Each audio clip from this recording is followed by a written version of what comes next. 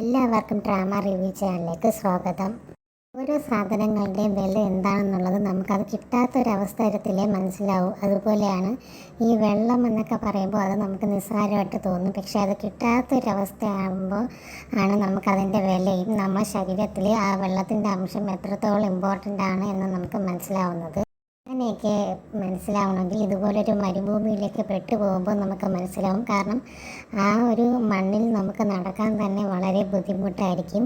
അങ്ങനെയുള്ള ഒരു സിറ്റുവേഷനിൽ വെള്ളവും കൂടെ ഇല്ല, ചുറ്റും ആരുമില്ല സഹായിക്കാൻ. അങ്ങനെ വരുമ്പോൾ നമുക്ക് ശരിക്കും പെട്ടുപോകുന്ന അവസ്ഥയായിരിക്കും.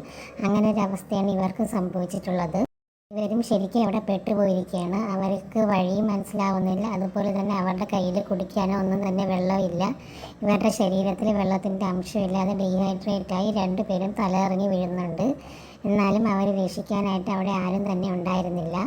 അവർ കയ്യിലുള്ള വെള്ളമൊക്കെ തീർന്നു പോയത് കൊണ്ട് തന്നെ ഒന്നും ചെയ്യാൻ പറ്റാത്തൊരവസ്ഥയായിരുന്നു അവർക്ക്.